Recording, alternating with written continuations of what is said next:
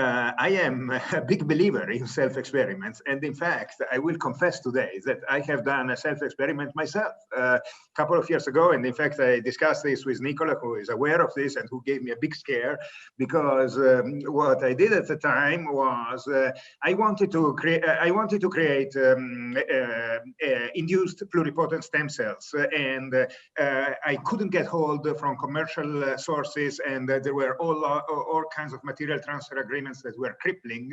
So I decided, okay, I will take just a couple of fibroblasts from my own body, then I know exactly what I have, and I will just grow them up and do experiments with this. And so I went to my friend who is a dermatologist, and I asked him, can you please take a punch biopsy from my skin, and then I will just grow some cells in the tissue culture. And so that's what happened. And then afterwards, I got super scared because I thought, oh my God, I mean, if this now, if I didn't even think that I was breaking any laws. And then I contacted Nicola, and who told me about the story of the vitamin D and the disaster where these poor family doctors who had, I mean, you know, it was such a stupid thing. I mean, they had dinner somewhere in Schaffhausen, and they spoke about vitamin D, and then they decided, okay, the discussion was, do you get a better resorption whether you have oil or fat while you are taking the vitamin D? So they decided to do an experiment. Half of them took the vitamin D without chips, and the other with some fatty food. And then on the next day, they measured the vitamin D level, and the result was the vitamin D levels are exactly the same. It doesn't matter at all whether you take something fatty with you. And you know, they got prosecuted. So when I saw this, I thought, okay, now I'm done. And then there I have to correct Peter Kleist, because actually what I did was I went to the Cantonal Ethical Committee, to his predecessor, Peter Meyer-Abt, and I confessed. And I said, look, it was really, I didn't even think that this may have been something wrong, but here we are, I did it. And so what I'm supposed to do?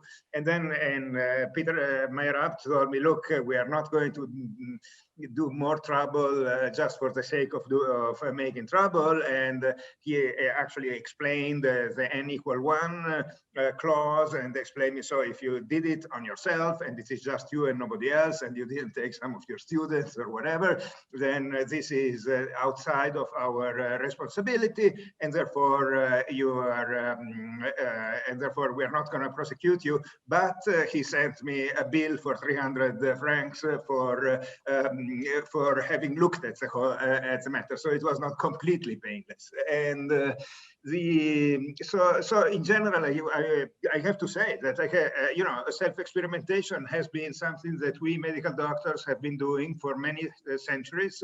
I think that Barry Marshall is a great example, but he's not the only one. I mean, Friedrich Loeffler has inoculated himself with cholera, and has proven actually that cholera was Vibrio cholera is the cause of cholera.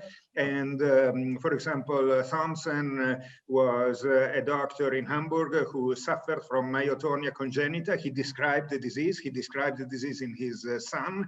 He also argued that his son should not be forced to go into war service because of the disease. So, you know, there is a number of such examples, and I think that a lot of progress in medicine has derived from self-experimentation. So I have absolutely no let's say, prejudices of principle against it.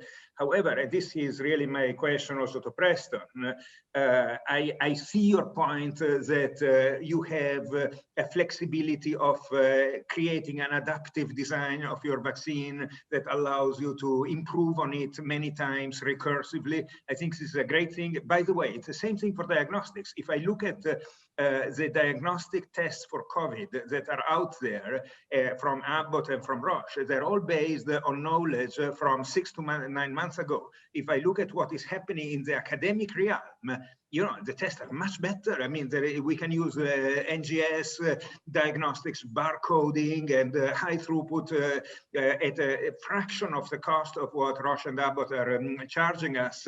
And the fact that, and again, in Switzerland, we are not allowed to do this. We have to use the commercial assays, and this is terrible because the homemade academic assays, first of all, they are much better, and I really put my hand on fire of this. And secondly, they cost 1/100th of what the commercial assays cost. So, which means that the reason why we are not testing wholesale, we could test our entire university twice a week for to identify very quickly, and we can't do this because we are forced to use accredited assays. So I think it's a very similar ethical dilemma here as well.